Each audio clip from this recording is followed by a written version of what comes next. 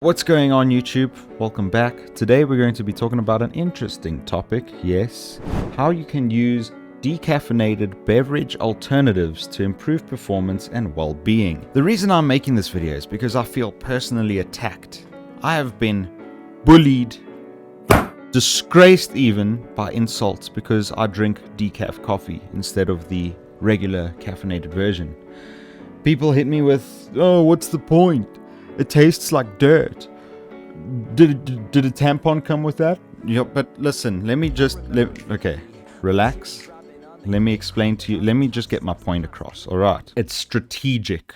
Let me show you. All right. So first of all, caffeine itself is one of the most well-researched ergogenic aids, one of the most well-researched performance-enhancing drugs, widely used by athletes of all levels and praised for its effectiveness, low cost, and safety. In terms of sports supplementation, caffeine is one of the only compounds that I can recommend with full confidence. It will be something along the lines of creatine, caffeine, and whey protein, if you can even consider that a supplement. There is an abundance of moderate to high quality evidence supporting the performance enhancing effects of caffeine on muscle endurance, strength, anaerobic power, and aerobic endurance, and this is well documented in the literature. It is literally the single most important ingredient when it comes to pre-workout supplements.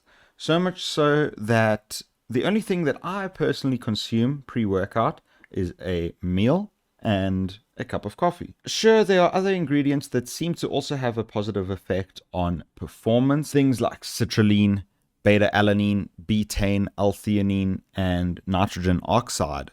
But the actual percentage noticeable difference after taking these is a lot more negligible. And the data isn't entirely clear on whether or not they are beneficial at a significant level to justify the cost. Anyway, so caffeine is also the most widely consumed psychoactive substance in the world and known for its deleterious effects on sleep. It's been shown to delay sleep onset, and even if you have no problem falling asleep after ingesting caffeine, the evidence also suggests that it reduces slow wave or deep sleep and neurophysiological markers of sleep intensity. So this isn't about perception of sleep quality. Pretty much every single habitual coffee drinker barely feels any effect after drinking their second, third, fourth cup of coffee for the day. There are so many people that tell me, I can have a cup of coffee before I go to bed and it doesn't affect me whatsoever. But that's not the point. We're talking about sleep quality here, the things that you can't necessarily feel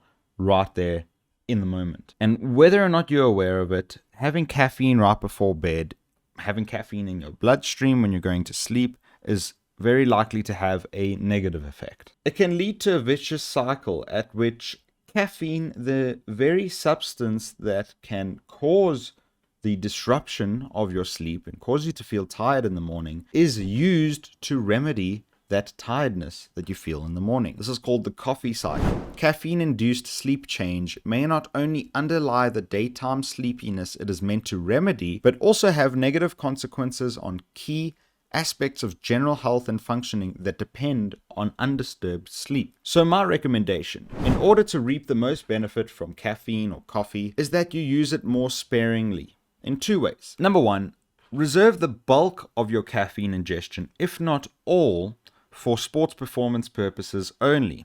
So if you're going to be training in the afternoon, try, for example, to reduce the amount of cups of coffee that you have in the morning when you wake up and you have with your breakfast. Number two, if you enjoy having coffee or tea or soda, any type of caffeinated beverage in the afternoons or evenings, try using a decaffeinated substitute instead. Remember, caffeine has a half-life of around 6 hours, meaning the concentration of caffeine in your bloodstream is only going to be reduced by half after 6 hours of ingesting it. So the timing of your caffeine ingestion is quite important when it comes to the disruption of sleep as well. This does two things. One, it'll reduce the tolerance that is built from ingesting caffeine outside of sports and training purposes. This will increase your sensitivity to caffeine and thus heighten the performance enhancing response. Number two, it'll allow you to get more restful sleep, which will also indirectly boost sports performance and cognition. So I don't drink decaf coffee to reduce its perceived energizing effect in the immediate moment. I'm in the same boat as everybody else. I could probably have 6 cups of coffee in the afternoon and the evening and fall asleep just fine. But as somebody who suffers with chronic insomnia and also wants to improve his overall health and sports performance, it makes more sense to me that I treat caffeine as a drug and not a treat. So I guess you could call it a supplement. Haha.